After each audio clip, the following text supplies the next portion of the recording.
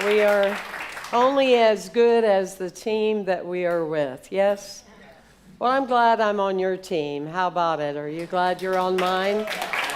Yeah, I'm glad we're on the same team. I feel very inspired about our movement and where we are going, and most of all, where we are being in the energy here at Unity of Santa Barbara.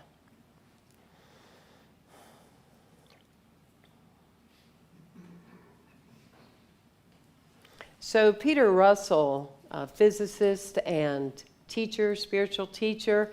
I don't know if you're aware, have anybody ever looked up, have you looked up Peter Russell World Clock? It is, well, Ronaldo, of course you have, thank you. It's imperative that you do so. It's very amazing. You see in real time births, deaths, changes in the culture. It's fascinating, isn't it? Absolutely fascinating. But anyway, when you would call him on the phone, we had him at Unity conventions along the way. When you'd call him on the phone and it would answer, he would say, "This is not an answering machine. This is a questioning machine. Who are you and what do you want?" And he would be quiet, and then he would say, "That might seem trivial to you, to many of you, but many people come to earth, and they leave this earth, and they never answer those two questions. Who are you, and what do you want?" In Jungian psychology, I love this statement that says, first you must realize that you are asleep, so you can wake up. And then you die, so you can be born. You cannot be born until you cannot be born until you die, and you cannot die until you wake up. I love that because we're literally talking about the hero journey set forth with Joseph Campbell. We were referring to that last week of how we individuate the spirit. And that is where, for me, since 19, of hearing a unity message for the first time, it's like I wanted to know that I could prove what the Spirit could do through me more than anything I'd ever seen in my life. And I didn't want to get caught in the external conditions of the world and opinions and statistics and the averages, but I could find excitement saying, how can we do this different?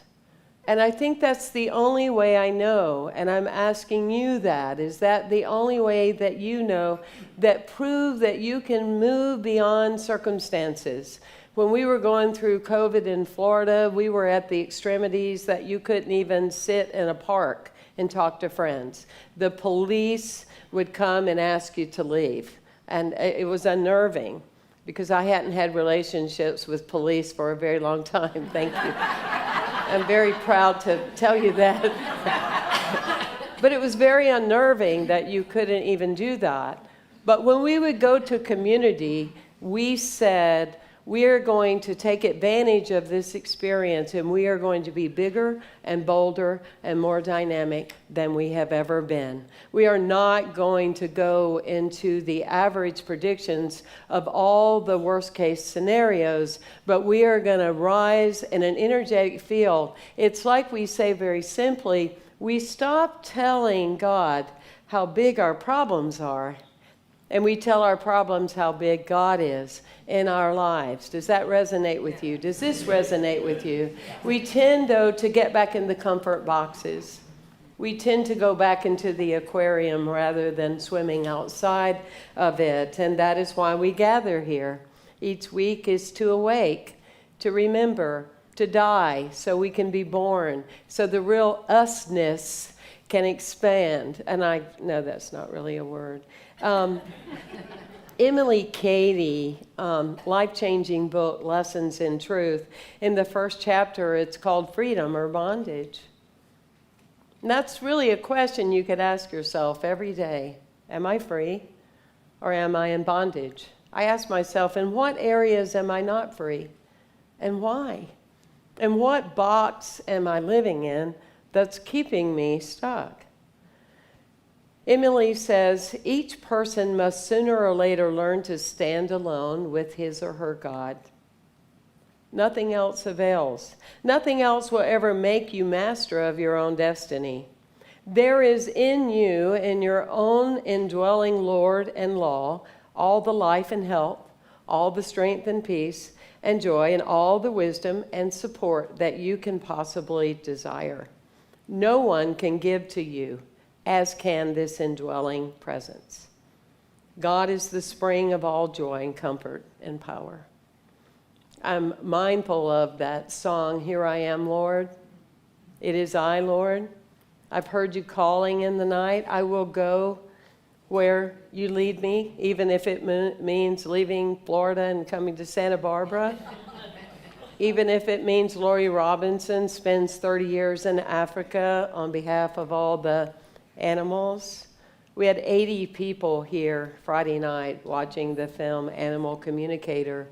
And most people left this place at least one time that they had wept when they were reminded and reiterated of the connection that we have with all sacred and living things. We are the only ones that create the divide. I feel like that's my life purpose.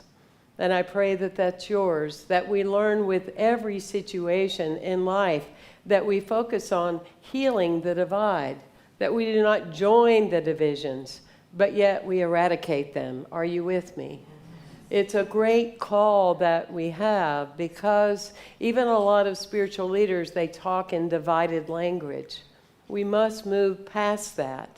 And I don't know about you, but I like to check in with my cliches and my isms. And when I say, oh, we're one, we're one. Well, did you feel that way at the grocery today? When the person was taking so long, we are one, we are one. Oh, did you feel that way when you heard that that person was talking about you and it wasn't nice? We are one, we are one. You see where I'm going? I worked with a woman this past week that she was from another state, but she is wanting to totally change her life. And she comes from a culture that her marriage was arranged. It's very difficult for her to get out of that situation. And she said, I just feel so guilty because I'm leaving. And I said, yeah, you can spend the rest of your life looking at it that way. Or you can see that you are totally in their way. If you don't love something, please leave it. Whether it's community, a person, something you're volunteering for, whatever you are involved in, if you don't love it, leave it. So the person that would love it could get into that space. That's a very powerful way of life. I remember taking my little goddaughter to school when she was 4 and 5 years old. And on Monday, I'd take her at the time we were supposed to arrive. And sometimes they weren't even open yet. I'm like, okay, where is everybody? Well, it's Monday. Oh, it's Monday. Okay. It's Monday. They'll be here at some point. So then on Friday, those were usually our days when we took her. I'd take her on Friday. Where is everybody? It's Friday. And it triggered within me why I was never comfortable working a corporate job. I'm for real. On Monday, they talked to noon about what they did over the weekend, and on Friday, they put all their work down and talked about what they were going to do on the weekend. And I'm thinking, does someone recognize here how they are cheating their employer of great dollars that they're being paid for a service that they are not receiving? But see, in unity, that would not be unity people. Am I right? No, because we believe in karma. But we believe that we get what we bring. We do not live with the spirit of taking. We live with that energetic spirit of giving. We want to be true. And I gave that girl a very true example of when I was in a relationship and it was good, but it wasn't amazing. Many of you are seated right now taking up space on the planet, and I'm not talking about in a marriage or something, but in your life. It's good, but it's not amazing. Who are you and what do you want? Because it can be amazing, and we want it to be amazing. We do not want to lose sight of that goal. But I remember talking to my beloved Jack, not because he was a man, I love men, but because we weren't as Kathy would say, now I say this, we were not a vibrational match. Isn't that good? I'm moving on. We are not a vibrational match. But I mean, you just keep on walking. But anyway, so I'm saying I've loved being with you for 5 years, but not for a lifetime. And you need to understand, as long as I'm with you, I will make you wrong. And you deserve better. And for 25 years, I got letters from his wife at Christmas. And all the things that irritated me about him, she loved. She really did. He couldn't do anything wrong. And he lived in that energy. And I was the one in the way.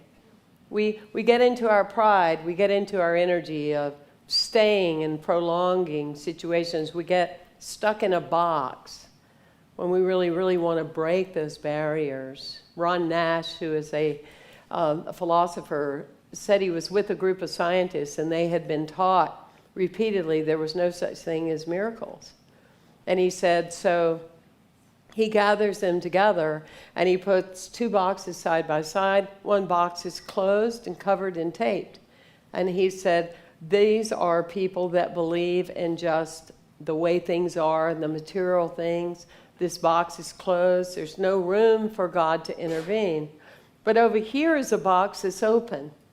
And it's in that space that those people also believe in the material world, but they also at the same time believe that something greater than themselves can intervene. Do you know how I know that something greater than myself can intervene? Thank you for asking. I'm alive. You're alive. Something more intelligent than our capacity and our personality knows that we have an ongoing purpose, and that is why we're here. Yes? Yes. So let's breathe that in. So what are some of the other boxes? The other boxes that we have is we have a word called fear. That natural fear would be loud noises and falling, right? Those are the only 2. But we've learned behavior from other people, from surroundings, from situations. Some people are yet to wake up from the shock that COVID brought into their lives. Are you with me? Yes. And we want to remember there is a wisdom towards the respect of the word, but we do not want to stop living. We want to wake up and come back to life so we can be born, right? We were, some friends of mine, we were in Paris, and we were just, giddy and on Parisian coffee. And then we came upon an elevator in a hotel, and it looked a little bit bigger than this. I mean, it wasn't, some of those places in Europe, and a little bitty elevator. Well, we just possibly couldn't wait and take, 2 go at a time. Oh no, we all jumped in there, full weight. And none of us were together. Don't go anywhere in your visual. But anyway, the elevator stopped. And at first, we were being our natural selves. Well, now that we're stuck here in the elevator, we have an opportunity to get to know each other better. Da-da-da-da-da, and we're fine, and we're calm, and everything is well, and we're stuck here for a reason. Until one person started getting red on the face and said, what if we can't get out? What if we run out of air? What if we stop, we can't breathe? And you're too much against me. And what if? And everybody joined the other vibration. And we got so caught up in it that we didn't realize that there was that little button that we could push that would ring. And that's true for us and our human nature, isn't it? We don't realize sometimes we just ring in a new idea, ring in a new thought, ring in a new way. We have a nice little video I'd like to share with you this morning.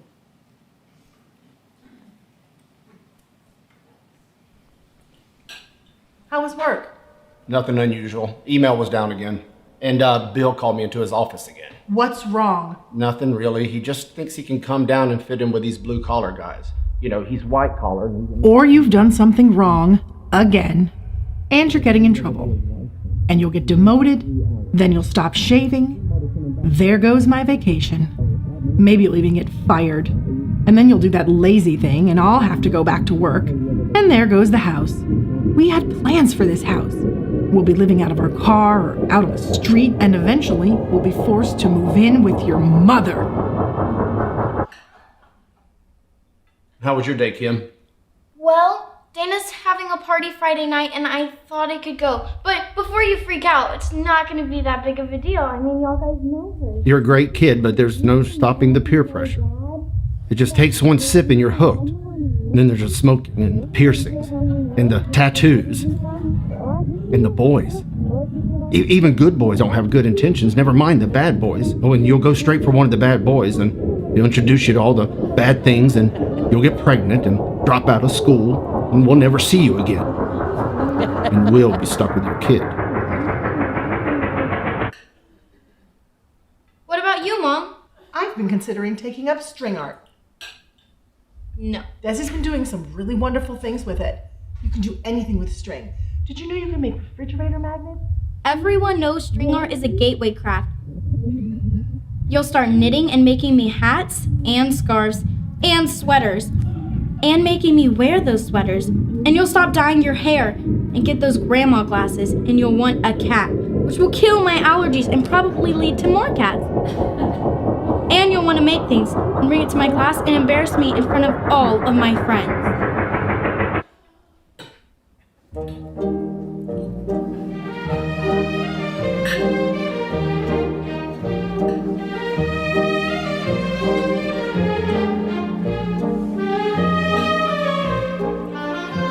Is this a cat hair?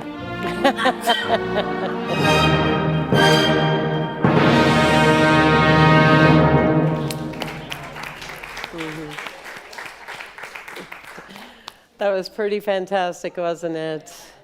And so true in the human suit. And that is, to me, one of the continued joys of gathering and looking at concept and spiritual laws and looking at how we can continue to train our minds, because we can.